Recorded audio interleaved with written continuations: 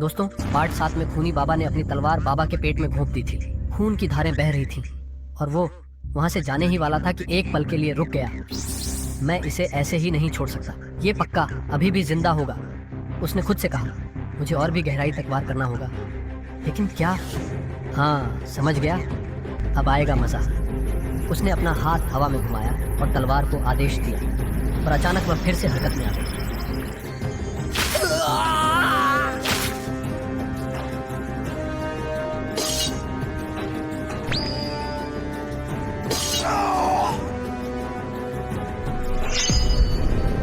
ये क्या? उस तलवार ने तो बाबा का दिल उनके जिस्म को फाड़कर बाहर निकाल दिया। लेकिन हैरानी की बात यह थी कि तलवार दिल के आर पार होने के बावजूद भी वो दिल धड़क रहा था। अब भले ही कोई बाबा की मदद करने आ भी जाए, लेकिन उसे बचाया नहीं जा सकता। इस बार खूनी बाबा कोई भी चांस लेना नहीं चाहता था। तलवार जाकर जमीन में आधी धंस गई, मानो अब उसका काम पूरा हो चुका। मगर ये बात खूनी बाबा नहीं जानता था कि दिल अब भी धड़क रहा है। जब उसने तलवार पर जादू किया, उसी समय उसने राक्षसों को भी बुलावा भेज दिया। आ जाओ, एक लजीज दावत तुम्हारा इंतजार कर रही है। वो पीछे मुड़कर बोला, मैंने तो अभी अपनी पूरी ताकत दिखाई भी नहीं थी और तेरा ये हाल हो गया। तूने मुझे निराश किया बाबा। खैर कोई बात नहीं। इतना कहकर खूनी बाबा वहां से चला गया। कुछ देर बाद अचानक वहां एक डरावना राक्षस आ धमका और बिना देर किए बाबा को खाने ही वाला था कि उसे मत खाना। ये आवाज सुनते ही राक्षस कांप उठा और वहां से भाग खड़ा हुआ। तुम जिंदा हो? मगर कैसे? मुझे तो लगा था कि दिल निकल जाने से जान भी चली जाती है। तुम इंसानों जैसे नहीं लगते, तुम कुछ और ही हो। उधर दूसरी तरफ गुल्ली और गुल्ली को मारने जो पिशाच दानव आ रहे थे, वो अचानक उनकी आंखों के सामने बर्फ में जम गए और हिल तक नहीं पा रहे थे। ये क्या हो गया? ये सब किसने किया? इतनी जबरदस्त ताकत आखिर किसकी हो सकती है? क्या कोई और शैतान यहाँ आ चुका है? देखो, ये सब रॉड का किया हुआ है। ये मेरी लिमिटलेस टेक्निक थी। हालांकि इससे मेरे शरीर पे काफी दबाव पड़ा, लेकिन मजा भी उतना ही आया। आज हमारी मौत बहुत ही खौफनाक होती, लेकिन रोड की वजह से हम बच गए। सुनो फ्लैश, जल्दी जाकर गाड़ी ले आओ, हमें बाबा के पास जाना है। ठीक है। इसके बाद गुल्ली, बुल्ली और शोन रोड के पास चल दी। फ्लैश धीरे से बड़बड़ाता हुए बोला, भेजना तो शोन को चाहिए था, लेकिन भेज दिया मुझे। उस शोन को बस गाड़ी में घुमवा दो, काम नहीं करेगा तो। अबे यार, कहीं इन सब के चक्कर में मेरा दूसरा पैर भी ना टूट जाए। शुक्रिया रोड, लेकिन अब हमें बाबा के पास जाना होगा। तुम शायद थक भी गए होंगे। उतनी ही देर में फ्लैश जीप लेकर आ गई। सभी उसमें बैठ गए और बाबा के घर की ओर रवाना हो गए। जैसे ही वे वहां पहुंचे, रोड की नजर अपनी वैन पर पड़ी। वो पूरी तरह जल चुकी थी, राख और मलबा ही बचा था। सभी घबराकर चारों ओर देखने लगे, लेकिन बाबा वहां थे ही नहीं। उन्होंने हर जगह खोजा, आवाज लगाई, झाड़ियों तक में देखा, लेकिन कहीं भी बाबा का कोई सुराग नहीं मिला। आखिर बाबा कहाँ चले गए? तुम्हारे बाबा हार गए हैं खूनी बाबा से लड़ाई में, और अगर जल्द उन्हें मदद नहीं मिली तो वो इस दुनिया को अलविदा कह देंगे। खूनी बाबा ने उनका दिल उनके जिस्म से निकाल दिया है। तुम्हें जल्दी करना होगा। हमें बताओ बाबा कहाँ हैं और हम कैसे पहुँचे वहाँ? 1 मिनट में अपना पोर्टल खोल देती हूँ। इस पोर्टल से तुम सीधे वहाँ पहुँच सकते हो। जल्दी जाओ। फिर सभी लोग तुरंत पोर्टल से होते हुए खूनी बाबा की दुनिया में पहुँच गए। वहाँ पहुँचते ही सबका दिल दहल गया। ऐसा लगा जैसे सांसें थम जाए। बाबा की हालत देखकर सबका कलेजा कांप उठा।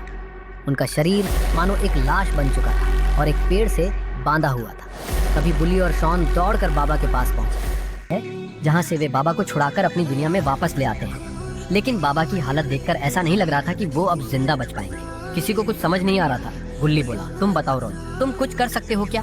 इस मामले में तो मैं भी कुछ नहीं कर पाऊंगा, तो क्या हम बाबा को अपने सामने ऐसे ही मरने दें? कोई तो कुछ करो। तुम सब 1 मिनट के लिए साइड हटो। लगता है खूनी बाबा से भी शायद ही मिस हो गया। मैं तुमको दिखाती हूँ। पहले इस पोर्टल को हटा दो। तुम सब थोड़ा साइड में ही रहना।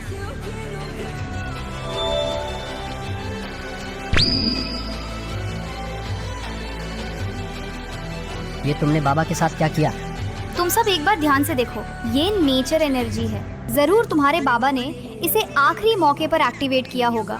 यही एनर्जी उनके शरीर में खून को सर्कुलेट करवा रही है, तभी वो अब तक जिंदा थे। लेकिन अब इसे देखकर लग रहा है कि ये ज़्यादा से ज़्यादा 50 सेकंड और काम करेगा। उसके बाद बाबा नहीं बच पाएंगे। लेकिन एक तरीका है इनको बचाने का। अगर मैं इन्हें अपना खून दे दूं तो शायद ही अपना दिल दोबारा रीजनरेट कर सकेंगे, क्योंकि हमारे पास अपने शरीर को रीजनरेट करने की शक्ति है। मुझे नहीं पता ये काम आएगा या नहीं, लेकिन हम कोशिश तो कर सकते हैं। तुम सब तैयार हो? बताओ। फिर वो सब आपस में चर्चा करने लगते हैं और बुल्ली बोलता है, तुम कर दो, इसके अलावा और कोई रास्ता नहीं है।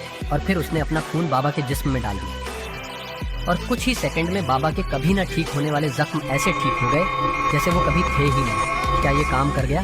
देखकर तो ऐसा ही लग रहा है, इसके खून ने काम कर दिया। हाँ, ये असर कर रहा है, लेकिन इसका पता पक्का खूनी बाबा को चल गया होगा। वो यहाँ पक्का आएगा अब। क्या तुम हमारी मदद करोगी खूनी बाबा को हराने में?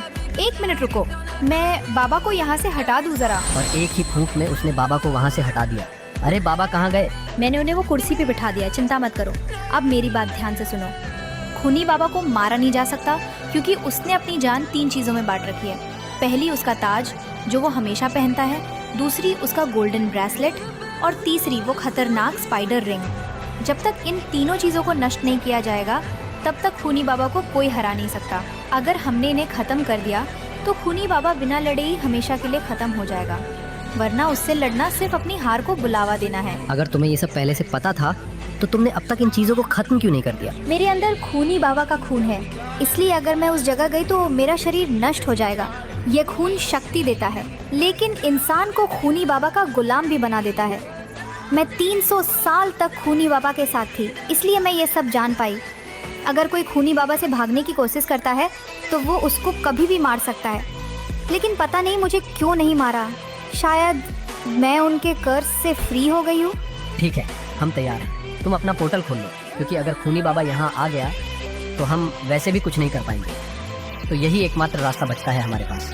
फिर उसने वहाँ जाने के लिए अपना पोर्टल खोल दिया। एक बात और, सिर्फ तुम्हारे बाबा और खूनी बाबा ही कहीं जाने के लिए पोर्टल कभी भी कहीं भी बना सकते हैं, लेकिन मुझे इस मशीन की जरूरत पड़ती है। ये ज्यादा देर तक काम नहीं करती, तो जब तुम वहाँ जाके वो ब्रेसलेट ढूंढ लोगे तो मैं इसको ओपन कर दूंगी।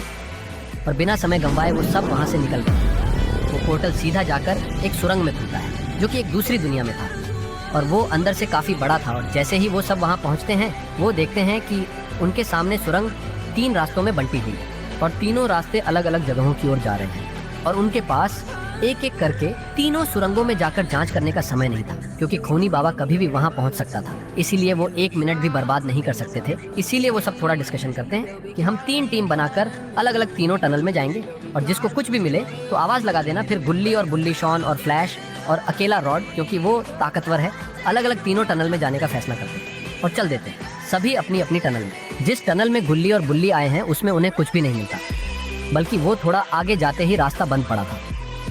रॉड के साथ भी यही हुआ, उसका रास्ता भी आगे से बंद था।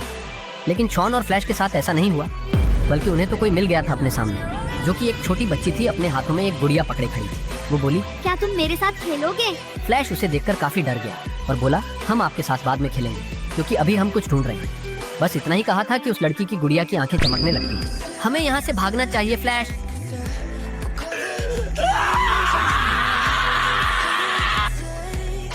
शॉन की आवाजें सुनकर गुल्ली, बुल्ली और रॉड तुरंत भागकर वापस आने लगे। फ्लैश को पत्थर बना देख शॉन वहाँ से उल्टे पांव दौड़ जाता है। शॉन ने सबको बताया, वहाँ एक लड़की है जो हमारे साथ खेलना चाहती थी, लेकिन जैसे ही फ्लैश ने मना किया उसने उसे पत्थर का बना दिया। तो बताओ, अब तुम मेरे साथ खेलना चाहोगे?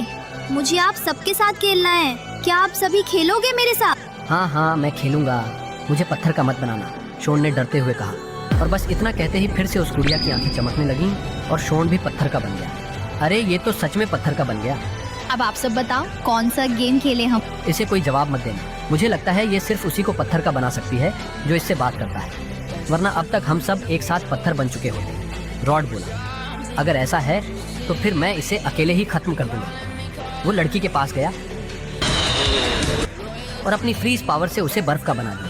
और फिर रॉड ने अपने कभी ना खाली जाने वाले वार से अटैक किया, जिससे वो हमेशा के लिए खत्म हो गई, वरना बर्फ पिघलने के बाद वो ठीक हो जाती। जैसे ही वो लड़की खत्म हुई, शॉन फिर से ठीक हो गया और फ्लैश भी वापस सामान्य हो गया। तभी रॉड को वहाँ कुछ चमकता हुआ दिखाई देता है। वह पास जाकर देखता है और कहता है, अरे ये तो वही गोल्ड ब्रेसलेट है जिसके लिए हम यहाँ आए थे।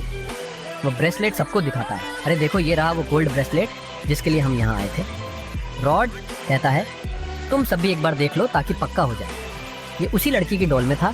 और तभी पोर्टल दोबारा खुलता। पोर्टल की आवाज़ सुनकर वे सब उधर देखते हैं और धीरे धीरे उसकी तरफ बढ़ते हैं। फिर वे पोर्टल के रास्ते अपनी दुनिया में लौट जाते हैं। उनके जाने के बाद वहाँ खूनी बाबा का गुलाम मॉन्स्टर आई दिखाई देता है, जो शुरू से ही वहाँ मौजूद था। उसी के जरिए खूनी बाबा सबको देख रहा था। और जैसे ही वो अपनी दुनिया में वापस आते हैं, तुम लोग बिना किसी नुकसान के वापस आ गए देख के अच्छा लगा। मैं उनके साथ था, इसलिए हमें कुछ नहीं हुआ और हम इतनी जल्दी वापस आ गए, वरना ये शॉन तो कठपुतली बन ही चुका था। अच्छा, तो वहाँ वो बच्ची थी, वो बस खेलना चाहती थी, लेकिन खूनी बाबा ने उसका भी फायदा उठा लिया और उसको वहाँ रखवाला बना दिया। तो कहाँ है वो ब्रेसलेट? ये रहा, मेरे पास है। ये ब्रेसलेट देख के बता दो, ये वही है ना? हाँ, ये वही है। अब हमें बस वो स्पाइडर रिंग चाहिए और ध्यान से सुनो। अब जहाँ तुम जाने वाले हो वहाँ तुम्हें एक से ज्यादा मॉन्स्टर मिलने वाले हैं, इसलिए थोड़ा संभल कर रहना और हमेशा साथ रहना।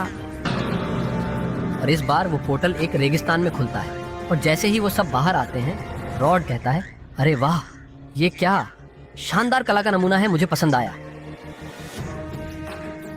थुंग थुंग थुंग थुंग थुंग थुंग थुंग थुंग थुंग सहूर। अबे अब ये क्या है, भाग यहाँ से।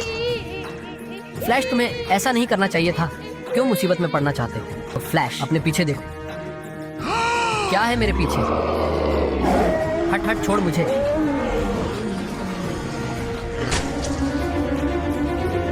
अरे ये क्या हो गया, वो तो खा गया उसको। भागो सभी जल्दी यहाँ से। हाँ, तो वो वहां तक पहुंच गए, अब तो जाना ही पड़ेगा मुझे। ये कौन सा मॉन्स्टर है? इसने तो फ्लैश को 1 सेकंड में खा लिया। मुझे नहीं लगा था इतना खतरनाक मॉन्स्टर यहाँ होगा। अरे रॉड कहाँ है? वो देखो, वही खड़ा है।